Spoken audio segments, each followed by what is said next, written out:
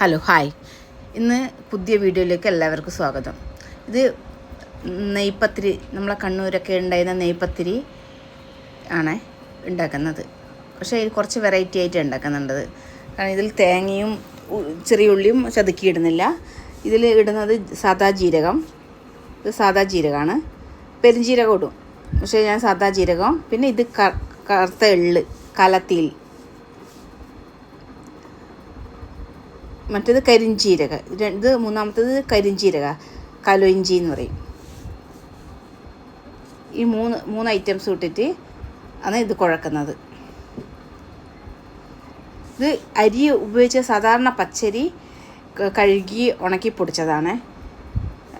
വെറും പച്ചരിയാണ്, പുഴുങ്ങലരിയൊന്നുമല്ല, വെറും പച്ചരി കഴുകി ഉണക്കി പൊടിച്ചതാണ്. ഇതിൽ പിന്നെ സാധാരണ പുട്ടുപൊടീനെ കൊണ്ട് ഉണ്ടാക്കാൻ പറ്റും.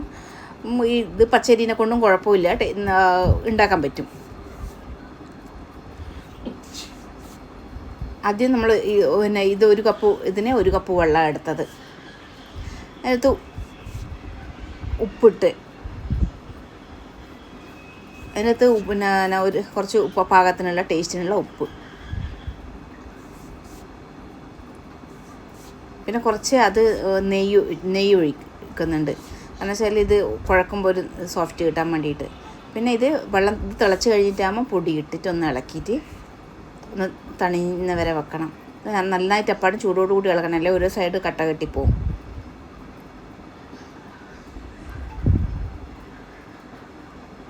എല്ലാവരും നന്നായിട്ട് ഇളക്കിയെടുക്കുക. പിന്നെ അപ്പാടും തീ ഓഫാക്കണം. ഇനി ഒന്ന് ഇളക്കി കഴിഞ്ഞിട്ടാകുമ്പോൾ തീ ഓഫാക്കി അതിൽ ചൂട് തന്നെ എല്ലാവരും ഒന്ന് കുറച്ച് സമയം അടച്ചിട്ട് വെക്കണം.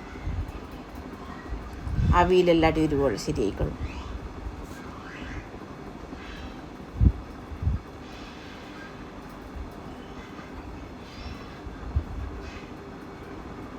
എല്ലാവരും നന്നായി ഇളക്കണം.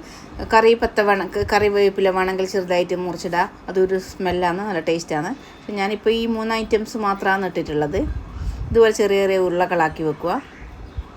എന്നിട്ട് കയ്യിൽ കുറച്ച് നെയ്യ് തടവിയിട്ട് അന്ന് ഇത് കയ്യിലോണ്ട് പരത്തുക. അല്ലാണ്ട് സഞ്ചി പിന്നെ ഓയിലിൻ്റെ കവറിൽ വെച്ച് പ്രസ് ചെയ്ത് കൊടുത്താലും മതി. ഞാൻ പിന്നെ കയ്യിൽ എനിക്കിങ്ങനെ ശീലമുള്ളത് കൊണ്ട് ഞാൻ ഇങ്ങനെ ആക്കിയെടുത്തതാണ്. നന്നായി എല്ലാവരും ഒരുപോലെ പ്രസ് ചെയ്ത് കനം എല്ലാവരും ഒരുപോലെ ഇരിക്കണം. എല്ലാം വേവുന്ന സമയം കറക്റ്റ് ഒരേ സമയത്ത് വേവേണ്ടിയിട്ട്. കുറച്ച് വെള്ളം കൂടുതലായി കഴിഞ്ഞാൽ പ്രശ്നമാണ്. വെള്ളം കുറഞ്ഞു പോയി കഴിഞ്ഞാൽ ഇതിങ്ങനെ വിണ്ട് കയറി സൈഡ് പരത്തി കഴിഞ്ഞാൽ ശരിക്കും ഷേപ്പിൽ ഇത് കിട്ടില്ല, പൊടിഞ്ഞു പോകും ഒരു സൈഡ്.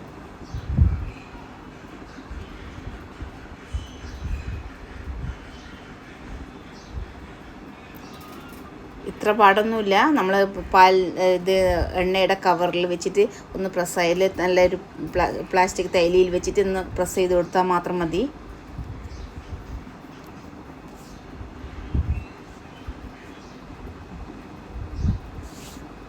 ഇതുപോലെ ഇങ്ങനെ എല്ലാം വറുത്ത് കോരിയെടുക്കണം.